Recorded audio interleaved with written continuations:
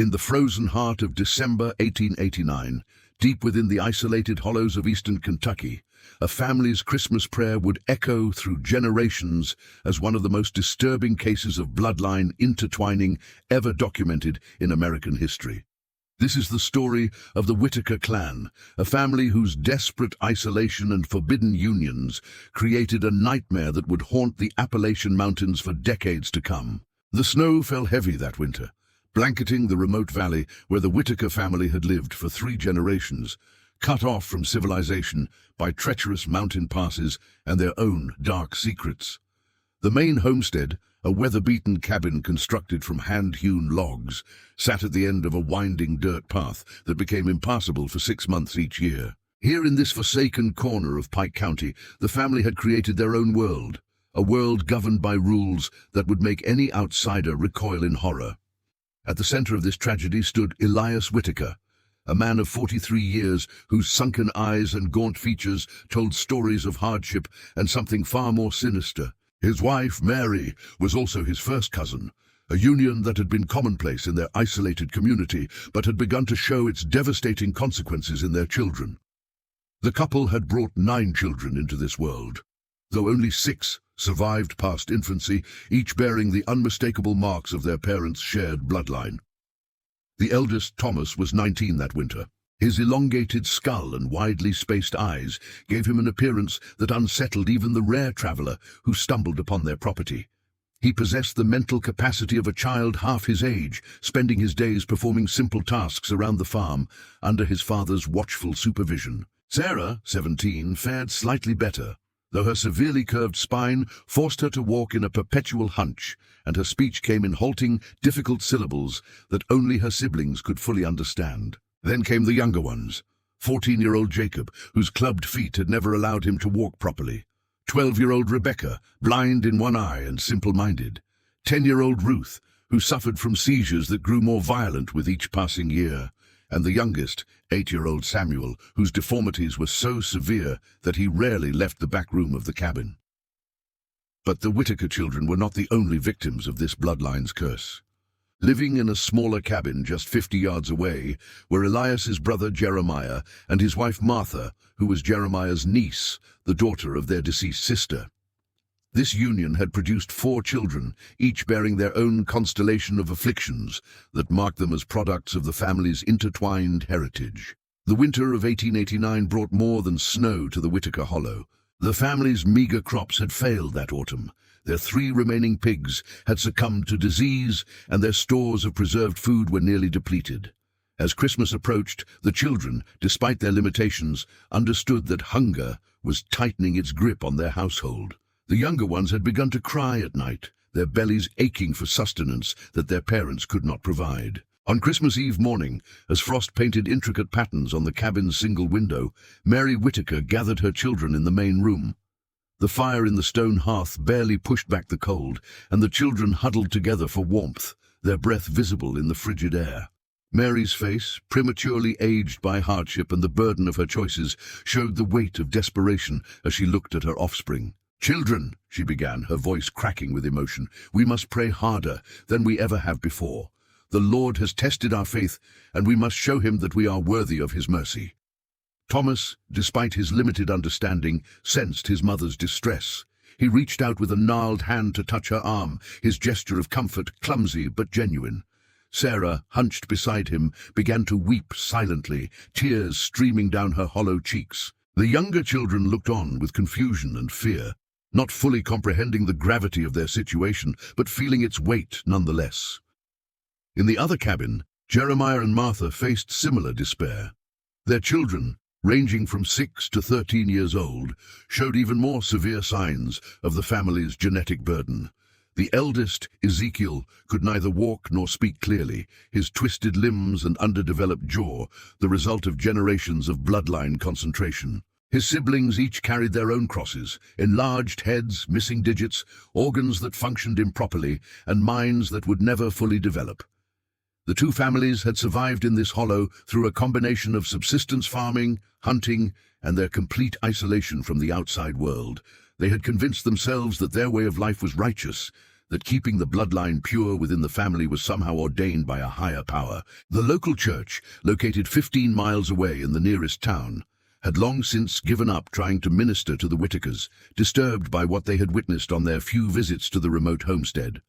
As Christmas Eve wore on, both families gathered what little they had for a meager celebration. A single, scrawny chicken would be shared between all 15 family members.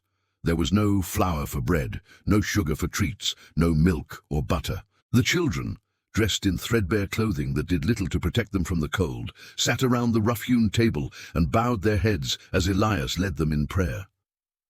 "Heavenly Father," Elias intoned, his voice deep and resonant despite his frail appearance, "we come before you in our time of need, asking for your divine provision. We have kept our family pure as you commanded, and we ask that you bless us with sustenance to survive this harsh winter." The children repeated "Amen" in a chorus of broken voices, each word pronounced differently according to their individual afflictions. Little Samuel, hidden away in the back room, could only moan his participation in the prayer. Confira se já é inscrito neste canal, because the stories we uncover here expose the darkest human secrets that history tried to bury, secrets that will make you question everything you thought you knew about family and survival. What the Whitaker family did not know that Christmas Eve was that their prayers would be answered, but not in any way they could have imagined. Their isolation, which they had maintained so carefully to preserve their way of life, was about to be shattered by the arrival of an unexpected visitor who would expose their dark secrets to the world. Dr. Samuel Morrison, a physician and amateur anthropologist from Lexington, had spent the past 3 years documenting the remote communities of eastern Kentucky. His particular interest lay in studying the effects of isolation on small populations, and he had heard whispered rumors about a family deep in the Pike County mountains whose bloodline had remained untainted by outsiders for generations. The locals spoke of them with a mixture of pity and revulsion, warning Dr. Morrison that some things were better left undiscovered. But Morrison was a man of science, driven by curiosity and a genuine desire to understand the human condition in all its variations. On December 23, 1889, he set out on horseback with his assistant, a young medical student named William Foster, determined to find the Whitaker family before the mountain passes became completely impassable. The journey took them 2 days of hard riding through increasingly treacherous terrain. The snow made the narrow mountain paths deadly, and more than once their horses nearly lost their footing on ice-covered rocks. They spent Christmas Eve night camped in a small cave, their meager fire providing little comfort against the bitter cold. Morrison, a man in his mid-40s with a scholarly demeanor and kind eyes, reviewed his notes by firelight, preparing himself for what he might find. "Dr. Morrison," Foster asked, his youthful face illuminated by the flickering flames, "what exactly are we expecting to find when we reach this family? The people in town seemed almost afraid to speak of them."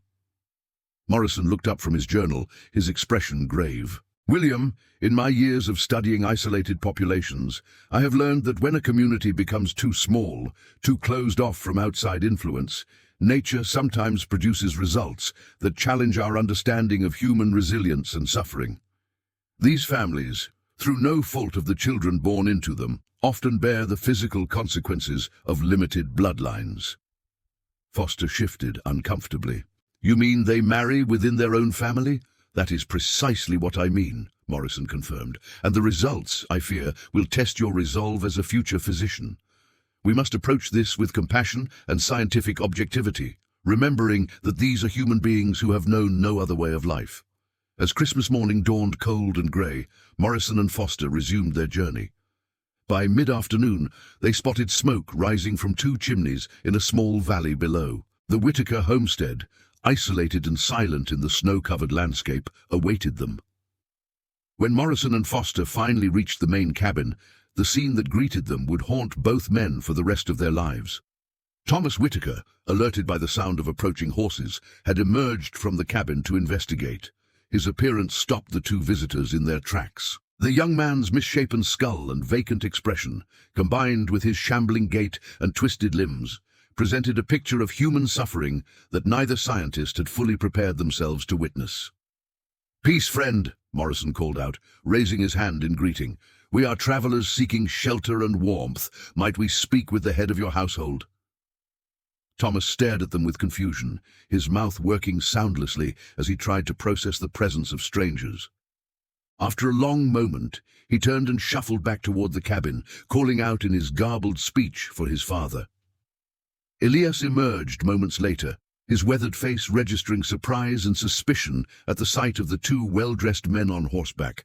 Behind him, other family members began to appear, their curiosity overcoming their usual reclusiveness. Morrison felt his heart sink as he took in the full scope of what generations of isolated interbreeding had wrought upon this family. "What brings you to our land?" Elias demanded, his voice carrying an edge of hostility. "We don't welcome strangers here." Morrison dismounted slowly, making sure his movements appeared non-threatening. "My name is Dr. Samuel Morrison, and this is my associate, William Foster. We are traveling through the region, documenting the lives of mountain families. We heard mention of your homestead and hoped we might shelter here for the night. The weather has turned harsh, and our provisions are low." Elias's eyes narrowed. He had spent his entire life avoiding contact with outsiders, protecting his family's secrets from prying eyes and judgmental stares. But the ancient code of mountain hospitality, combined with his own family's desperate need for food and supplies, made him hesitate. He could see that the strangers carried saddlebags that likely contained provisions, and the thought of his hungry children made his decision. "You can stay in the barn," Elias finally said. "It's warm enough, and there's hay for your horses, but you'll not come into our home uninvited." Morrison nodded gratefully. "We have food and medical supplies that we would be happy to share in exchange for your hospitality." At the mention of food, a visible change came over Elias. His shoulders sagged slightly, and the harsh lines of his face softened with a mixture of relief and shame. "Come then," he said quietly. "It's Christmas after all. Even strangers deserve kindness on this holy day." What followed was a Christmas dinner that Morrison would describe in his journals as both heartbreaking and illuminating. The two families gathered together in the main cabin, and Morrison and Foster distributed the food they had brought: smoked ham, fresh bread, dried fruits, and even some peppermint candy for the children. The reaction of the Whitaker children to these simple treats revealed the depth of their deprivation. As the meal progressed, Morrison observed the family dynamics with a scientist's eye, but a human heart. He watched Sarah struggle to eat with her malformed hands, saw Jacob's frustration at his inability to reach the table comfortably with his twisted feet, witnessed little Ruth's seizure mid-meal and the family's practiced response to her convulsions. In the back room, he glimpsed young Samuel, whose deformities were so severe that his mother fed him separately, away from the visitor's eyes. The children from Jeremiah's cabin were equally affected, their physical and mental challenges evident in every movement and interaction. Yet despite their afflictions, Morrison noted moments of genuine familial affection. Thomas gently helping his younger siblings eat, Sarah humming a tuneless song to comfort Ruth after her seizure. The way the parents looked at their children with a love that transcended their circumstances. After dinner, as the children played quietly in the corner with the peppermint sticks Morrison had given them, the doctor engaged Elias in conversation. What he learned confirmed his worst suspicions about the family's history. "My great-grandfather settled this hollow in 1805, Elias explained, his voice carrying a note of pride. "He brought his wife and 3 sons. They were good, God-fearing people who wanted to live by their own rules, away from the corruption of towns and cities." "And your family has remained here ever since?" Morrison prompted gently. "That's right. We've kept to ourselves, kept our bloodline pure. My great-grandfather always said that mixing with outsiders weakened the family, brought in bad blood and bad ways." Elias paused, looking at his children. "We've done what we thought was right, keeping the family together, marrying within our own kin to maintain our heritage." Morrison chose his next words carefully. "Mr. Whitaker, in my travels and studies, I have observed that when families remain isolated and intermarry closely for several generations, it can lead to certain physical and mental challenges in the children. Have you noticed such patterns in your own family?" Elias's face darkened. "Are you saying there's something wrong with my children? They're blessed by God, every one of them. Their challenges are tests of faith, nothing more." "I mean, no disrespect," Morrison said quickly, But as a physician, I must tell you that the physical conditions your children experience, the deformities and mental limitations, these are direct results of close bloodline relations. When cousins marry, or uncles and nieces, the likelihood of these afflictions increases dramatically with each generation. A heavy silence fell over the room. Mary Whitaker, who had been listening from near the fireplace, let out a small sob. Jeremiah, sitting across from his brother, stared at his gnarled hands. The weight of this revelation, though perhaps suspected on some level, now hung in the air like a physical presence. "You're saying we did this to them," Elias whispered, his voice breaking, "that our faith, our dedication to keeping the family pure has caused their suffering?" Morrison met the man's eyes with compassion. "I'm saying that isolation and intermarriage create genetic consequences that become more severe with each generation. Your children are innocent victims of circumstances they were born into, but yes, their conditions are the direct result of bloodline concentration."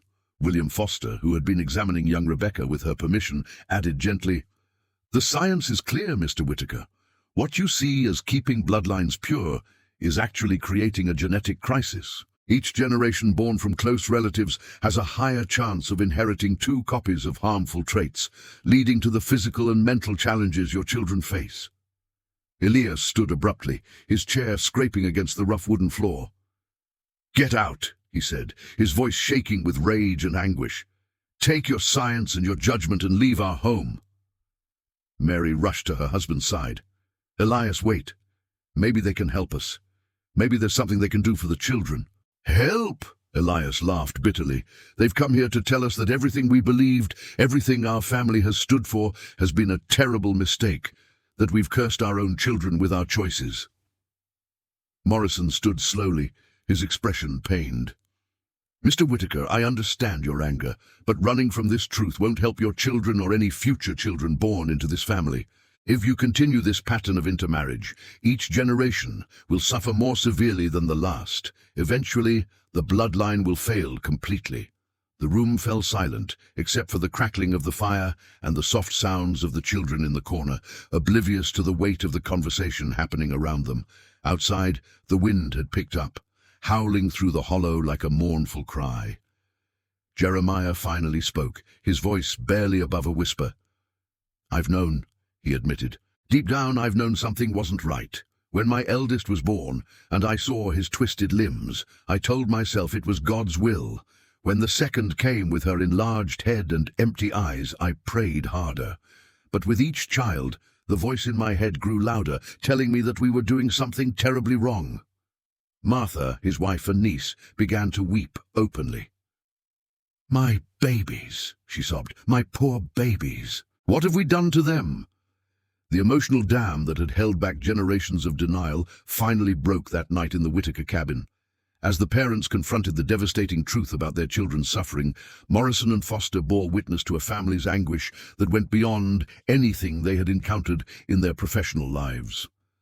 Thomas, despite his limited understanding, sensed the distress in the room. He moved to his mother's side and wrapped his misshapen arms around her in a clumsy embrace. Sarah joined him, her hunched form pressing against her father. One by one, the children gathered around their parents, offering wordless comfort in the only way they knew how. Morrison watched this scene with tears in his own eyes. These children, born into circumstances beyond their control, loved their parents despite everything. They had known no other life, no other way of being. Their devotion and affection were pure and uncomplicated, untainted by the understanding of how they came to be the way they were. "What do we do now?" Elias asked, his voice hollow. "How do we live with this knowledge?" Morrison approached the family slowly. "First, you stop the pattern. No more marriages within the family. It ends with this generation. Second, you let me document your family's history and condition. Other isolated communities face similar situations, and your story could help them avoid the same tragedy. Finally, you allow me to arrange for medical care and education for your children, whatever can be done to improve their quality of life." The night stretched long as Morrison explained the science of genetics in terms the Whitakers could understand. He drew diagrams in the ash of the hearth, showing how traits passed from parent to child, how the concentration of bloodlines amplified both positive and negative characteristics. He spoke of other families he had studied, communities that had broken the cycle and seen improvement in subsequent generations. As dawn approached on December 26, 1889, the Whitaker family faced a choice that would determine the future of their bloodline. Elias and Jeremiah, broken men who had lived their entire lives believing they were doing right by their family, now understood the magnitude of their mistakes. "We'll do it," Elias finally said, his voice steady despite the tears streaming down his weathered face. "We'll tell our story. We'll let you document everything. If our suffering can prevent even one other family from walking this same path, then perhaps there's some purpose to it all." Over the next 3 days, Dr. Morrison conducted extensive examinations of every family member, documenting their conditions with meticulous detail.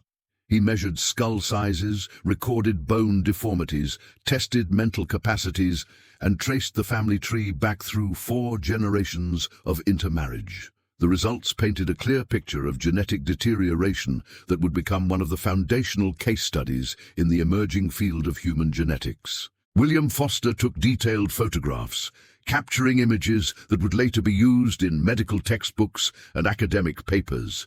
The Whitaker children, initially frightened by the camera's flash, soon became curious participants in the documentation process.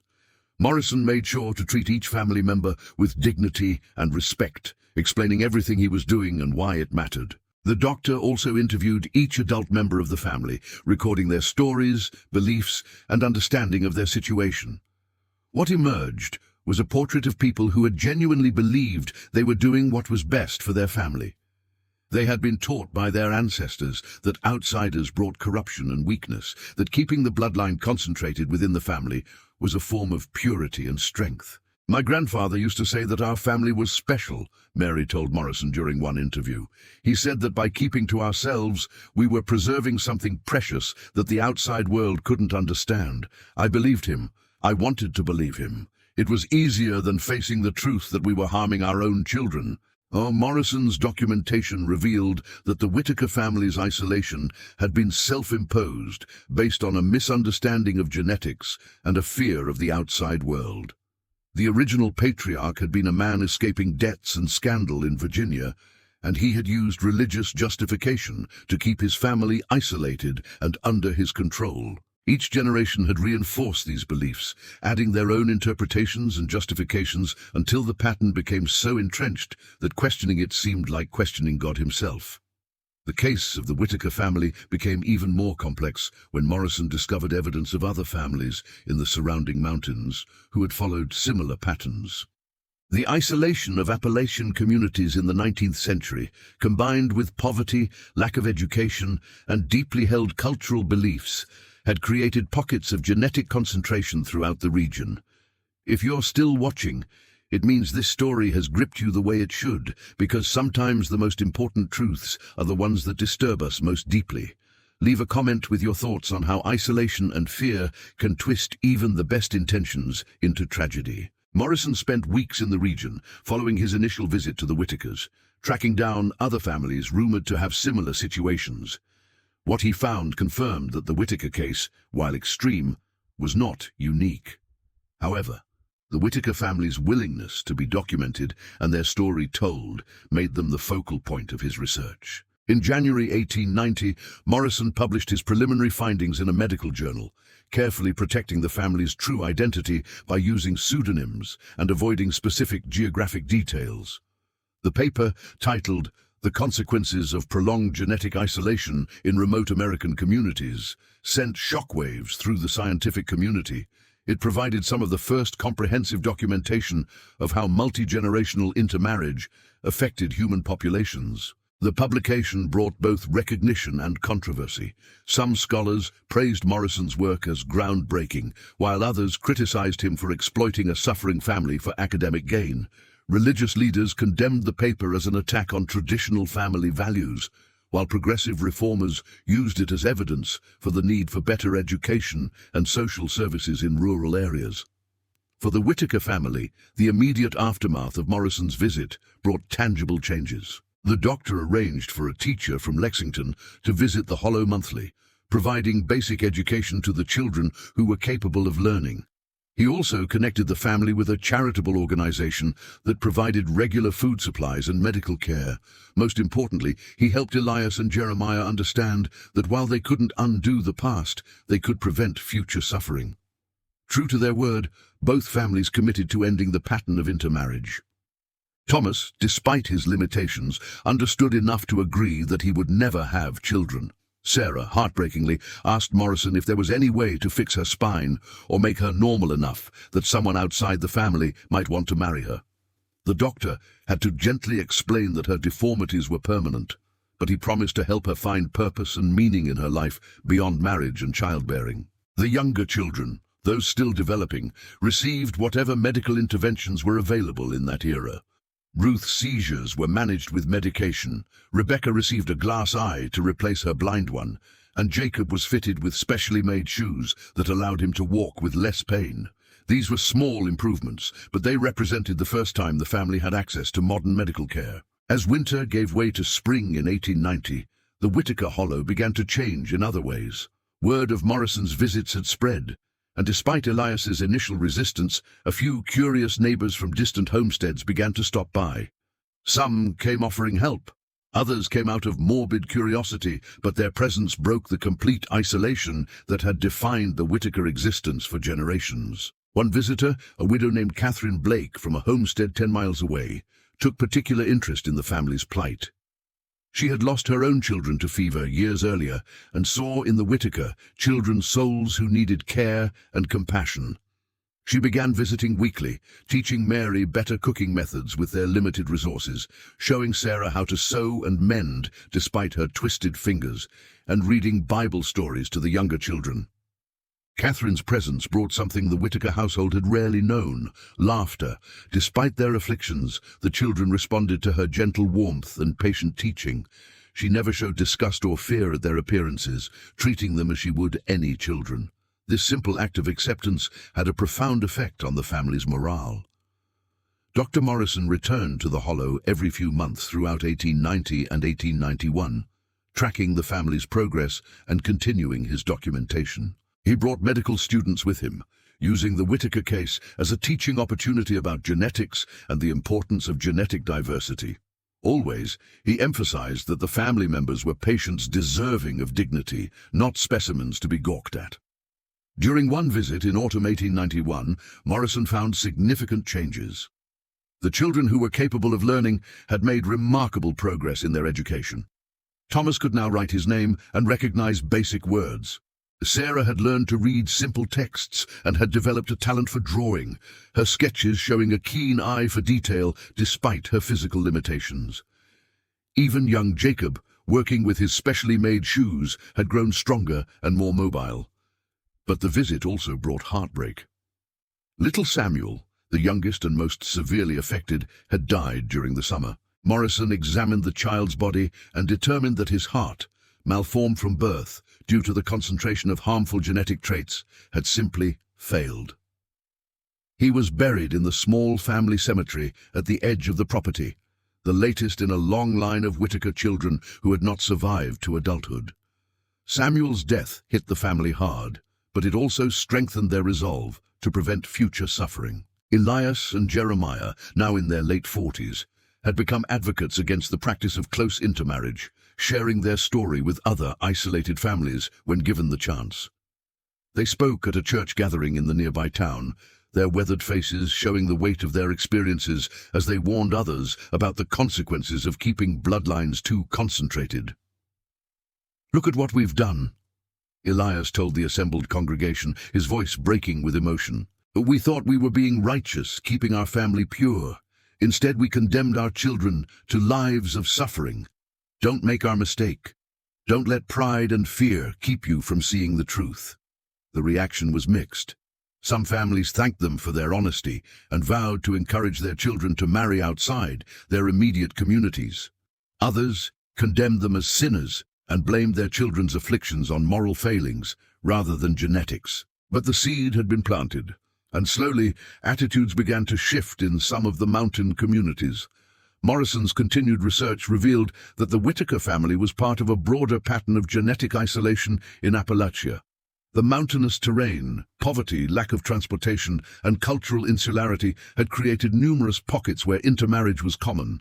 While few cases were as extreme as the Whitakers, the cumulative effect on the region's population was significant. In 1893, Morrison published a comprehensive book titled Bloodlines and Borders, a study of genetic isolation in American mountain communities.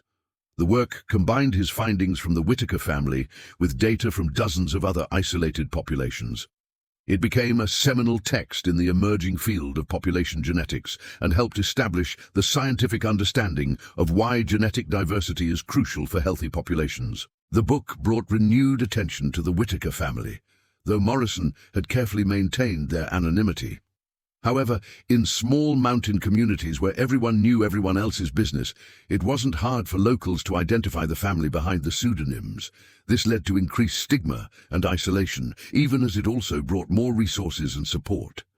By 1895, the Whitaker children, who had been young when Morrison first visited, were entering adulthood. Thomas, now 25, worked on the family farm to the best of his abilities. His mind would never develop beyond that of a child, but he had found peace in simple tasks and the unconditional love of his family. Sarah, at 23, had become the family's chronicler, keeping a diary in her careful, shaky handwriting that detailed their daily lives and struggles.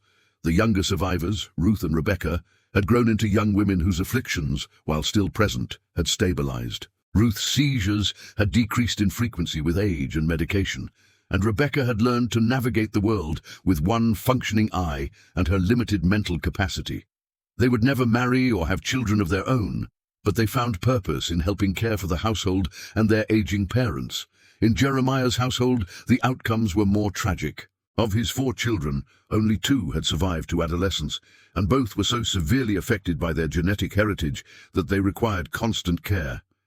Ezekiel, the eldest, had never learned to walk or speak, and his sister Hannah, though mobile, had the mental capacity of a toddler. Jeremiah and Martha had aged prematurely under the strain of caring for their children, their faces etched with sorrow and regret. Dr. Morrison's final visit to the Whitaker Hollow came in the summer of 1897. He was shocked by how much the family had aged in the 7 years since his first visit. Elias, now in his 50s, looked 20 years older, his body bent and worn from labor and grief. Mary's hair had gone completely white, and her once bright eyes now held a distant sadness. But Morrison also saw resilience and a kind of hard-won wisdom. The family had survived, adapted, and found meaning in their suffering. They had broken the cycle that had defined their lineage for nearly a century. No new children had been born into the family since Morrison's first visit, and both Elias and Jeremiah had made it clear to their children that the pattern of intermarriage would end with their generation. "We've paid the price for our ancestors' choices," Elias told Morrison during their final conversation. "Our children have paid an even higher price, but it ends with us. Whatever genetic curse we've carried, it dies with this generation." Morrison's documentation of the Whitaker family became a cornerstone of genetic research and helped establish the understanding of why genetic diversity is crucial for healthy populations. The family's sacrifice, their willingness to expose their suffering for the benefit of others, contributed to changing attitudes about intermarriage and the importance of genetic counseling. The story of the Whitaker family also highlighted the broader issues of poverty, isolation, and lack of education in rural America. Their tragedy was not simply one of genetic consequences, but of a system that had failed to provide these communities with the knowledge and resources they needed to make informed choices about their futures. As the 19th century gave way to the 20th, the Whitaker children, who survived into adulthood, lived out their lives in the hollow where they were born. None of them married or had children. Thomas died in 1912 at the age of 42, his heart finally giving out after years of strain. Sarah lived until 1925, passing away at 55, her diary providing historians with a unique first-hand account of life in an isolated mountain community. The last surviving Whitaker child was Rebecca, who died in 1934 at the age of 56. With her death, the direct line of the Whitaker family came to an end, exactly as Elias had intended. The hollow where they had lived for generations was eventually abandoned, the cabins falling into ruin, reclaimed by the forest.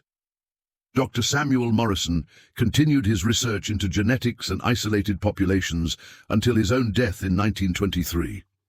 His work with the Whittaker family remained the most comprehensive case study of its kind for decades and helped lay the groundwork for modern understanding of genetic disorders and the importance of genetic diversity. The Whittaker case also became a cautionary tale used in medical schools and genetics courses for generations.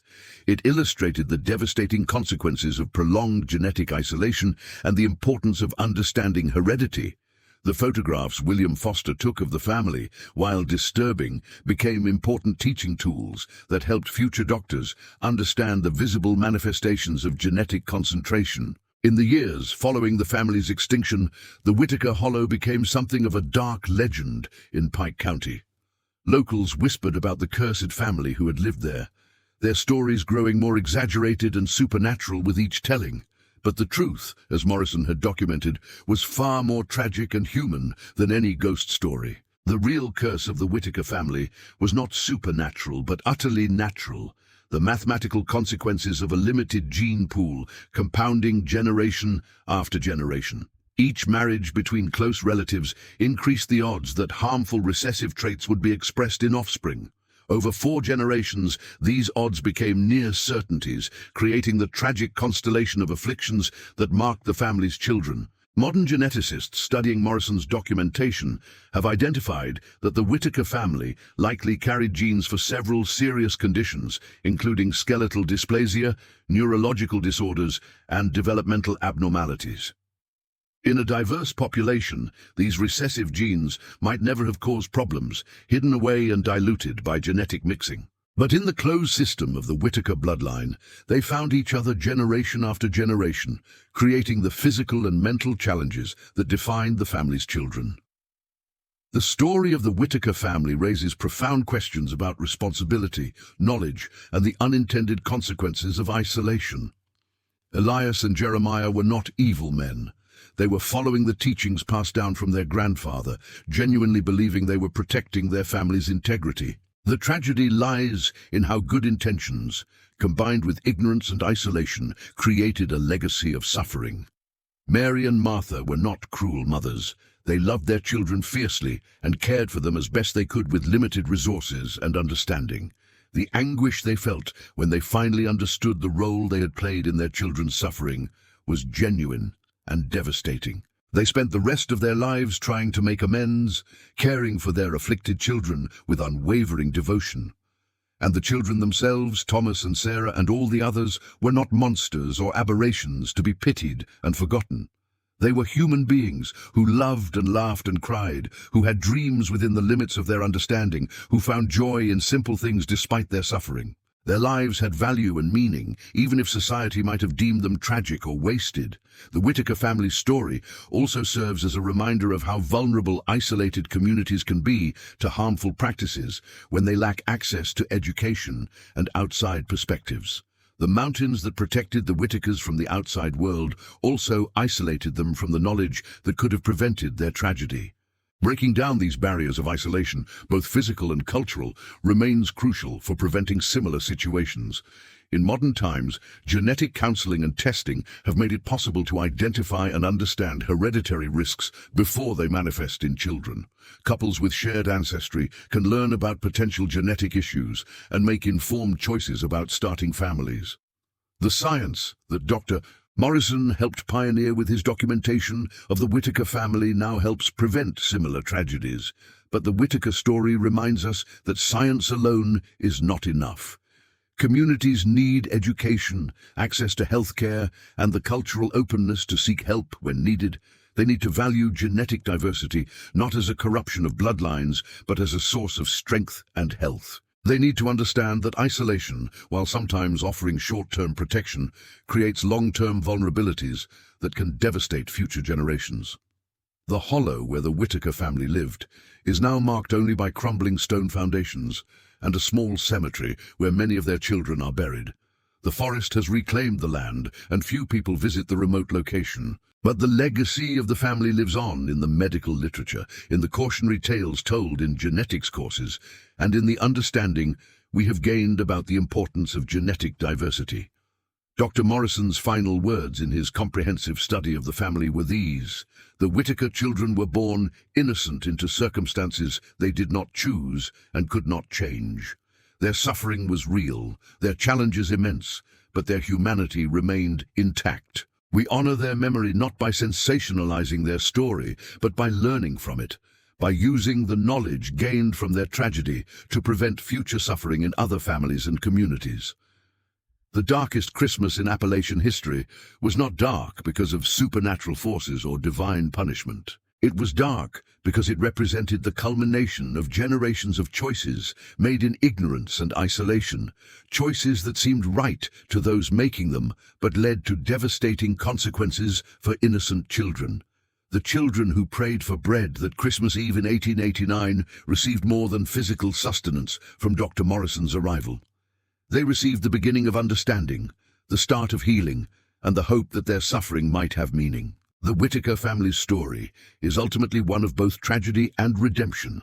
The tragedy of children born into suffering through no fault of their own, of parents realizing too late the consequences of their choices, of a community isolated by geography and culture from the knowledge that could have saved them. But also the redemption of a family that, when confronted with the truth, chose to break the cycle, to expose their suffering in hopes of helping others, to ensure that the genetic curse that had defined their bloodline would end with them.